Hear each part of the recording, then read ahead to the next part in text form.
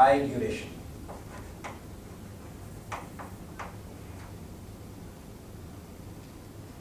So during one transaction, a certain module I is maybe called a few times, and each time it is executed for some duration. Let's call it for average d sub I. Then you can say that fi is given by d sub I multiplied by d sub I multiplied by t. That's the total duration of the transaction, and that this is the duration during which module I is running.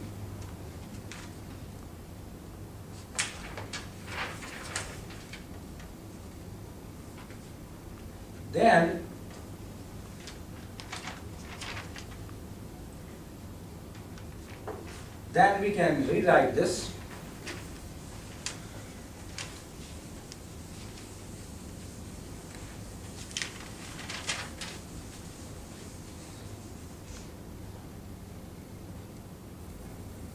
then the lambda for the system we can write as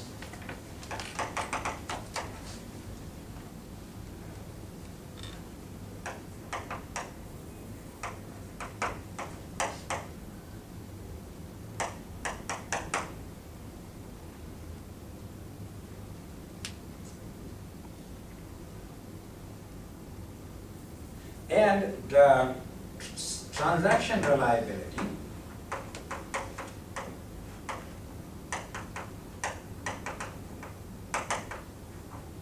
for the system RT sys. That means probability that a transaction will be executed correctly would be given by e raised to minus the sum of this multiplied by t, and transaction runs for time t, so that would be given by ei di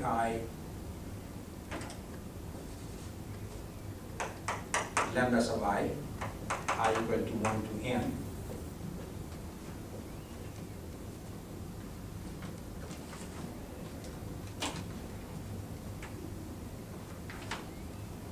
Now let's look at an example. Let us assume we have a program, and to keep it simple, let's say it has two modules. We have a module A and a module B, and for A, the transactions takes 18 seconds. With A,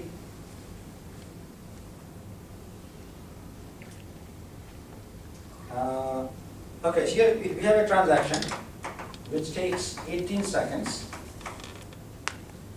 and it calls, A is called once, and B is called 3 times. And on average, A runs for 15 seconds and B runs for 1 second.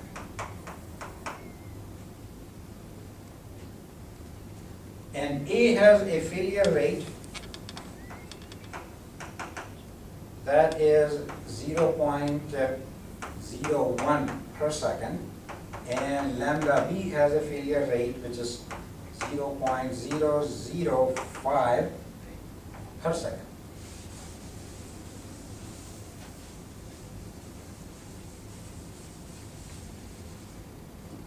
I will read by handwriting per second. Okay, so what do we want to find out? Find the overall failure rate, average failure rate,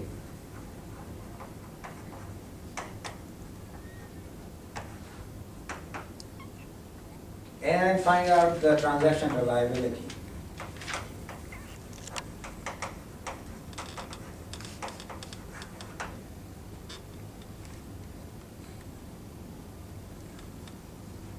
So how would we do that? Okay, so we want to find the overall failure rate. Now before we do calculations, let me see, let's take a look at the numbers.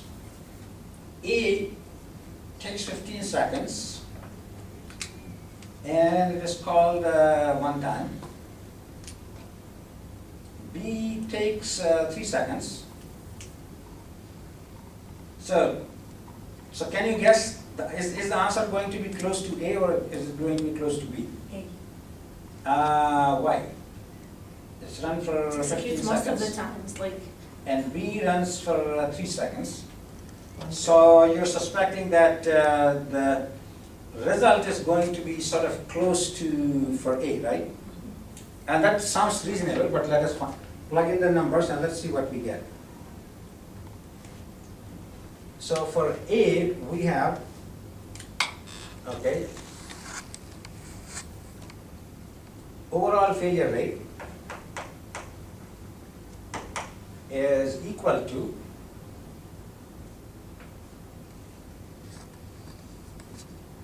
overall failure rate is we're using a formula E sub I is the number of times it is called, right?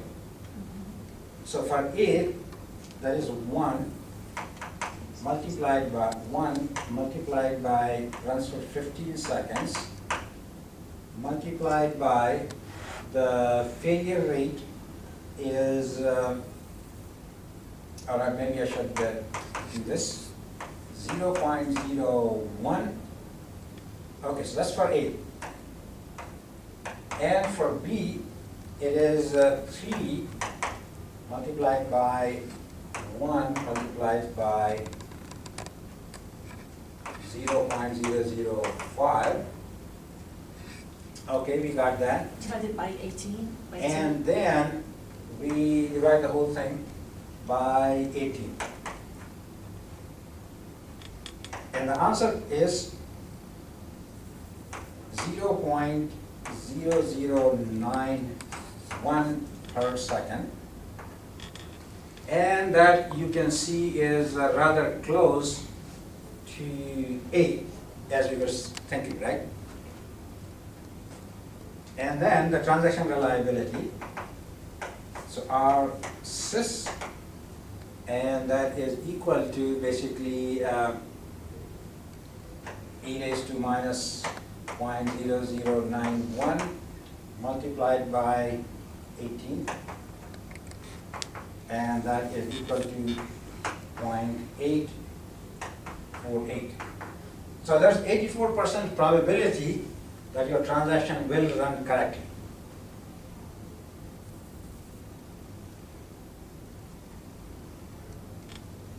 Now this is of course just an illustration.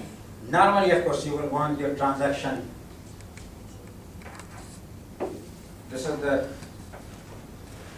transaction reliability of the system, sorry about that. This is of course just an illustration. Normally you would want your transaction reliability of the system to be fairly close to 1. Normally you would want, so when you go to the ATM and try to withdraw some money, you want to be 99% sure that nothing will go wrong, maybe more than 99% sure that nothing goes wrong.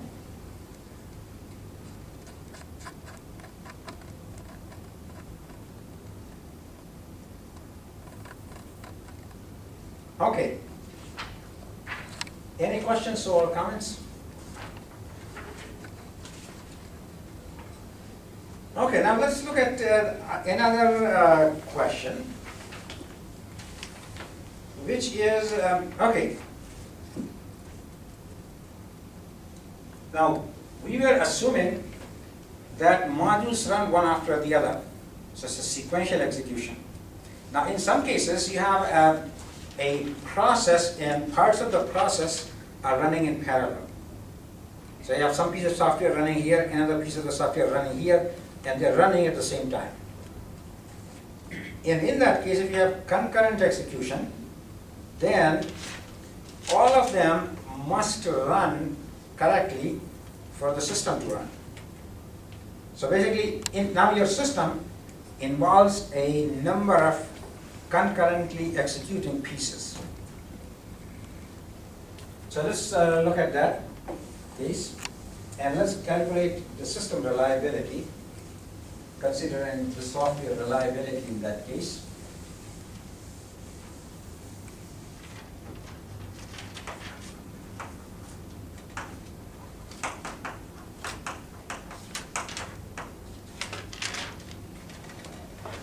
So basically you have a concurrent, so all modules must run correctly for correct system functionality.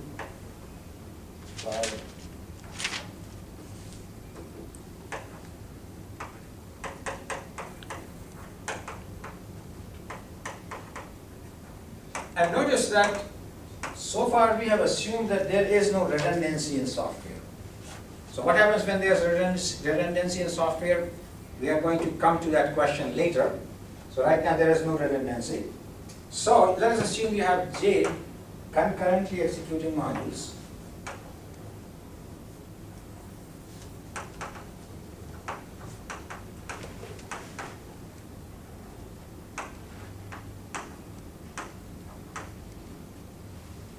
So your system failure rate is going to be simply a summation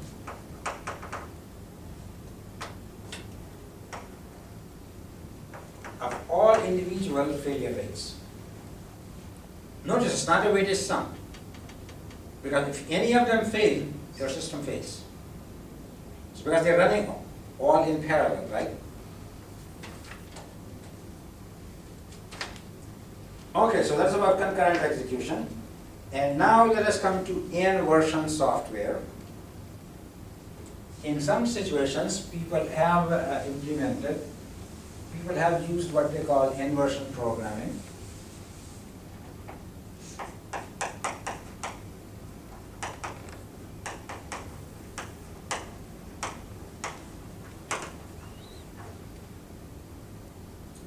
Now there has been some controversy about n-version programming, and I will mention about the controversy. Now basically the idea is this, that this is something that you will only use for critical applications. I was once giving a tutorial and there was somebody from Microsoft there, and I mentioned him that with n-version programming, the idea is that you take one software Requirements. and have multiple versions of it implemented. And he thought that was a crazy idea. So he's probably thinking of like Microsoft Windows. So they had a hard time getting one version of Windows to run. And I'm suggesting that you have three versions. But actually what it could be done is you could replicate some critical components of it. You don't have to replicate the whole thing. And actually that is related with the idea of optimal reliability design or optimal reliability management, which we are going to talk about later. But let's assume that we have some critical applications.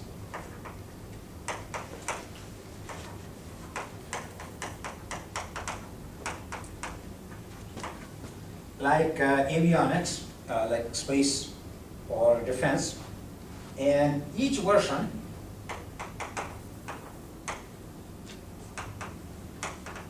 is implemented and tested independently.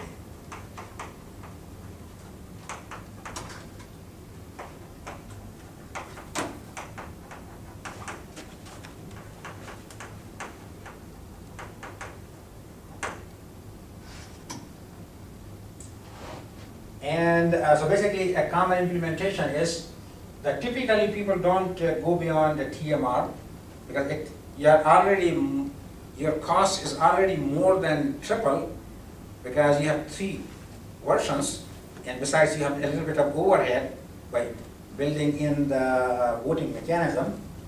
So a common thing here is TMR and voting mechanism.